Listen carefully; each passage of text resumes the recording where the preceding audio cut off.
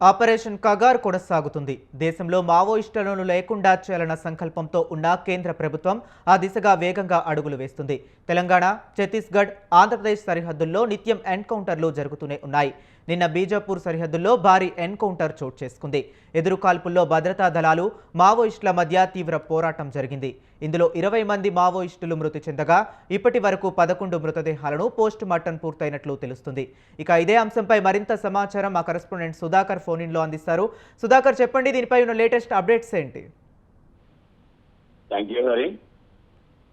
గత కొద్ది రోజులను చూస్తే ఏప్రిల్ 22వ తారీఖు నుంచి మొదలుకొని మే 10వ తారీఖు వరకు కూడా కేంద్ర బలగాలు, భద్రతా బలగాలు, ఇదే కాకుండా సిఆర్పిఎఫ్, బిఎస్ఎఫ్, కోబ్రా బలగాలు, బస్తర్ సంబంధించిన బలగాలు మొత్తం మీద కర్రెగుట్టల పైన ఎంతో పట్టు సాధించడానికి కర్రెగుట్టలపై మొత్తం వారు అక్కడ ఉండి 24,000 పైచిలకు భద్రతా బలగాలు ఉండి మొత్తం ఎక్కడెక్కడ కూడా కర్రెగుట్టలను వారి యొక్క ఆధీనంలోకి తీసుకొని రావడం జరిగింది. కానీ అక్కడ నుండి ఇప్పుడు పాకిస్తాన్ భారత్ యుద్ధంతో ముడిపడి ఉండడంతో పాటు అక్కడి నుంచి బలగాలు వెనకకు రావడంతో పాటు మళ్ళీ ఇటు బస్తర్ జిల్లాకు వచ్చేసరికి ఇక్కడ మావోయిస్టుల మధ్య పోలీసుల మధ్య నిన్న జరిగిన ఎన్కౌంటర్ లో సుమారు 20 పైచిలకు కూడా మావోయిస్టులు మృతి చెందారని చెప్పి తెలిసింది. అందులో ఇప్పటి వరకు 13 నుంచి 15 మంది మృతదేహాలకు వారి యొక్క పోస్ట్ మార్టం చేసిన అనంతరం వారి యొక్క కుటుంబ సభ్యులకు కూడా అప్పగించడం జరిగిందని చెప్పేసి ఇక్కడ బస్తర్ జిల్లాకు సంబంధించిన వారు కూడా చెప్పడం జరుగుతుంది. ఇదే కాకుండా చూస్తే మహారాష్ట్రలోని గడ్చిరోలి జిల్లా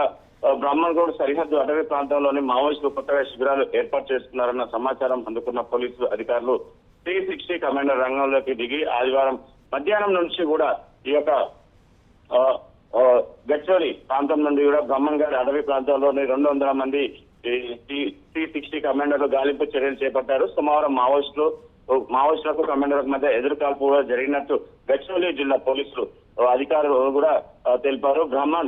బ్రాహ్మణగఢ్ అడవి ప్రాంతంలోని కుంబింగ్ నిర్వహిస్తున్న 360 బలగాలకు మావోయిస్టులు జరిపిన కాల్పులు అప్రమత్తమైన కమాండర్లు ఎదురు కాల్పులు జరిపారు. 2 గంటల పాటు వ్యవధిలో ఇదే అటవీ ప్రాంతంలోనే వేరు చోట్ల 7 వర్గాల మధ్య 3 సార్లు ఎదురు కాల్పులు కూడా జరిగినట్టు పోలీసు అధికారులు వివరించారు. ఈ ఘటన స్థలానికి చోటు చేసుకున్న ఎన్ఐఏ సంస్థ సింగిల్ షాట్ రేఫీలో ఒక మ్యాగజైన్, లైవ్ రౌండ్స్, డిజిటల్, ఒక రేడియో, 2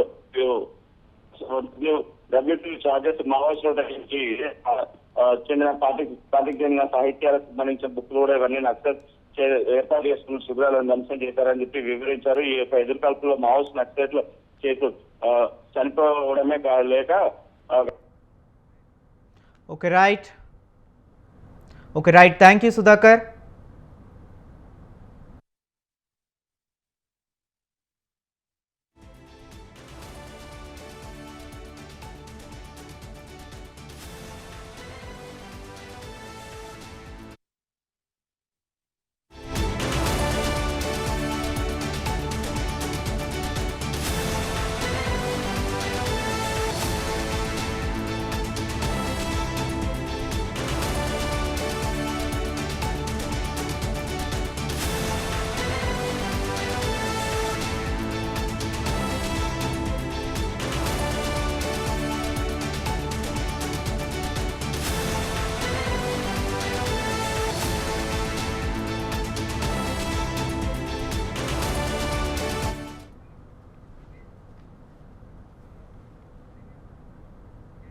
ఇండియా పాకిస్తాన్ల మధ్య యుద్ధం తాత్కాలికంగా నిలిచిపోయింది. ఈ నేపథ్యంలోనే చాలా మంది రకరకాలుగా స్పందిస్తూ పోస్టులు పెడుతున్నారు. ఈ క్రమంలోనే AP deputy CM Pawan Kalyan స్పందిస్తూ పాకిస్తాన్ వక్రబుద్ధిపై సోషల్ మీడియాలో ట్విట్టర్ వేదికగా పోస్ట్ చేశారు. తిరుక్కురాల్ నుంచి ఒక సారాంశం: ఎలుకలన్నీ చేరి సముద్రము వలె ఘోషించినప్పటికీ ఏమీ హాని జరుగుతుంది? శేషనాగు చేసే ఒక్క హూంకారం మాత్రం చేతనే అవన్నీ నశిస్తాయి అంటూ పవన్ కళ్యాణ్ ఎక్స్లో పోస్ట్ చేశారు.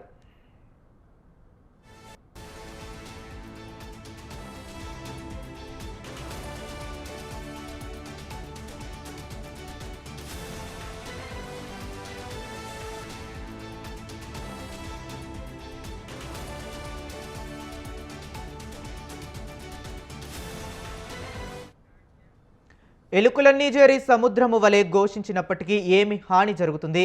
శేషనాగు చేసే ఒక్క హూంకారం మాత్రం చేతనే అవన్నీ నశిస్తాయి అనే పద్యాన్ని ఆర్మీని ఉద్దేశించి పవన్ కళ్యాణ్ ట్విట్టర్లో పోస్ట్ చేశారు. ఇక ఈ పద్యానికి S-400 మిసైల్కు సంబంధించి ఫోటోను పెట్టారు. తమిళ కవి తిరువల్లువార్ రచించిన తిరుక్కురాల్ గ్రంథంలోని పద్యాన్ని పవన్ కళ్యాణ్ పోస్ట్ పెట్టినట్లు తెలుస్తుంది. దీంతో పవన్ కళ్యాణ్ ట్విట్టర్లో పెట్టిన పోస్ట్ సోషల్ మీడియాలో వైరల్గా మారింది.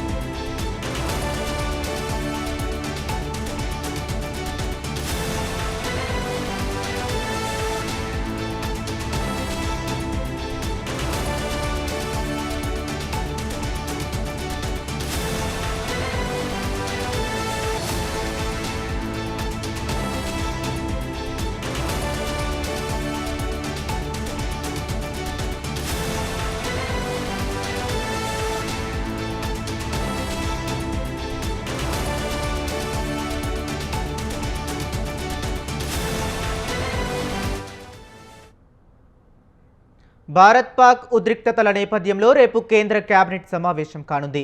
ప్రధాని మోదీ అధ్యక్షతన మీటింగ్ జరగనుంది. భారత్ పాక్ దాడులు, సరిహద్దుల్లో పరిస్థితులపై కేంద్ర మంత్రివర్గం చర్చించనుంది. పాక్ దాడుల నేపథ్యంలో తీసుకోవాల్సిన చర్యలు, జాగ్రత్తలపై ప్రధాని మోదీ మంత్రివర్గ సలహాలు, సూచనలు తీసుకోనున్నారు. తక్షణం చేపట్టాల్సిన కార్యక్రమాలపై ఉన్నతాధికారులను ఆదేశించినట్లు తెలుస్తుంది.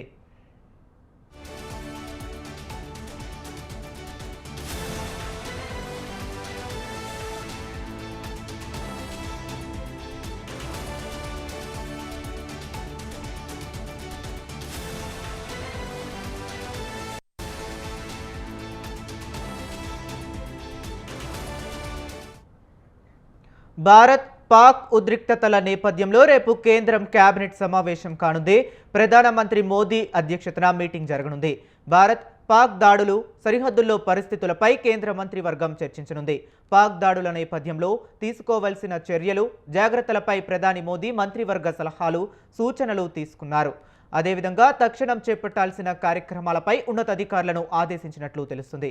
ఇక ఇదే అంశంపై మరింత సమాచారం మా కరెస్పాండెంట్ శ్రీనివాస్ ఫోన్ ఇన్లో అందిస్తారు. శ్రీనివాస్, చెప్పండి.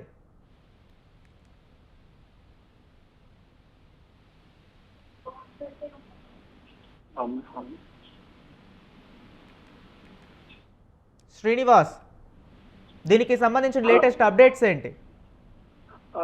హరివి రేపు కేంద్ర కేబినెట్ ప్రధాని నరేంద్ర మోడీ అధ్యక్షతన జరగనున్నది. ముఖ్యంగా ప్రస్తుతం పాకిస్తాన్, భారత్ మధ్యలో జరుగుతున్నటువంటి ఉద్రిక్త పరిస్థితులు, యుద్ధము, ఈ అంశాలతో పాటు పాకును భారతదేశము ప్రపంచ స్థాయిలో మిగతా దేశాల వద్ద ఏకాకిని చేయాలంటే ఏ విధమైనటువంటి కార్యాచరణతో భారత్ ముందుకు వెళ్లాలనేటువంటి అంశాలతో పాటు ముఖ్యంగా ఇప్పుడున్నటువంటి పరిస్థితులను ఏ విధంగా ఎదుర్కోవాలనేటువంటి అంశం మీద ఈ కేబినెట్ సమావేశంలో చర్చించారు. ప్రధానంగా ఇదే అంశాన్ని ఎజెండాగా కేబినెట్ సమావేశంలో తీసుకోనున్నారు. ప్రధానంగా ప్రస్తుతం దేశంలో ఉన్నటువంటి పరిస్థితి, ముఖ్యంగా పాకు సరిహద్దు ప్రాంతాల్లో జరుగుతున్నటువంటి అంశాలు, అదే విధంగా భవిష్యత్తులో ఏ విధమైనటువంటి కార్యాచరణతో ముందుకు వెళ్లాలనేటువంటి అంశాలను కూడా తీసుకోనున్నారు.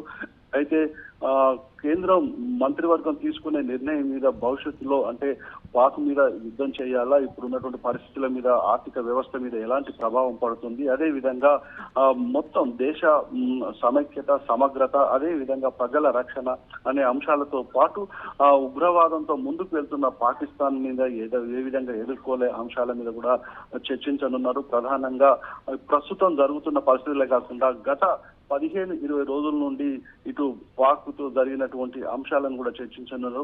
ప్రస్తుతం తీసుకోవాల్సిన నిర్ణయాలతో పాటు ఇంతకు ముందు గతంలో ఉన్నటువంటి పరిస్థితులను ఎప్పటికప్పుడు అంచనా వేసి ఏ విధంగా భారత్ ముందుకు వెళ్లాలనే అంశాల మీద రేపు కేబినెట్ సమావేశంలో ప్రధాని నరేంద్ర మోడీ చర్చించనున్నారు. ఈ అంశంలో అదే విధంగా ప్రస్తుతం దేశం ఎదుర్కొంటున్నటువంటి పరిస్థితులు, వీటి అన్నిటి మీద చర్చించనున్నారు. ప్రధానంగా పాక్ తో జరుగుతున్నటువంటి ఈ సమస్యను ఏ విధంగా ఎదుర్కోవాలి, ప్రపంచ స్థాయిలో స్థాయిలో పాకిస్తాన్ ఏకాకిని చేయాలన్నటువంటి లక్ష్యంతోనే ఈ సమావేశంలో చర్చించనున్నారు. అదేవిధంగా సైనికులకు మానసిక ధైర్యాన్ని ఇవ్వడానికి తీసుకోవాల్సినటువంటి చర్యల మీద కూడా చేపట్టనున్నారు. ఇప్పటి వరకు ఇటు భారత సైన్యం చేసినటువంటి సాహసోపేతమైనటువంటి ఈ నిర్ణయాలు కావచ్చు, వాళ్ళు చేపట్టినటువంటి కార్యక్రమాలు కావచ్చు, యుద్ధంలో సైనికులు చూసినటువంటి వాటిని అన్నిటికీ కృతజ్ఞతగా కూడా ఎలాంటి కార్యాచరణతో ముందుకు వెళ్లాలనేటువంటి అంశాలను కూడా చర్చించున్నారు. అదేవిధంగా ఇటు పాకిస్తాన్ కు బలాన్ని చేకూర్చున్న దేశాల పట్ల ఎలాంటి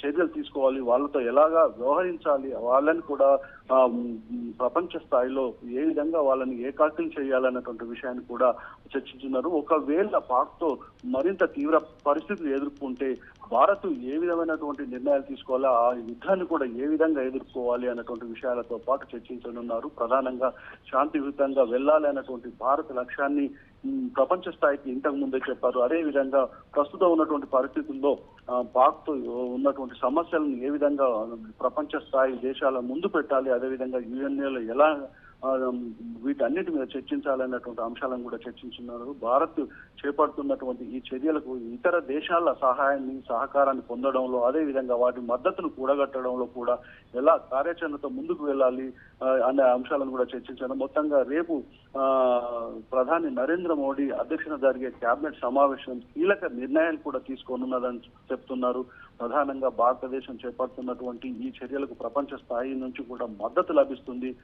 భవిష్యత్తులో కూడా ఎలాంటి నిర్ణయాలు తీసుకోవాలి, ఇటు అఖిల పక్షాల సమావేశంలో కూడా అలాంటి అంశాలను, ఇటు మిగతా రాజకీయ పక్షాల మద్దతును, దేశంలో ఉన్నటువంటి ఇతర రాజకీయ పార్టీల మద్దతును కూడా కూడగట్టుకోవాల్సిన అవసరం ఉంది. వీటన్నిటి మీద చర్చించి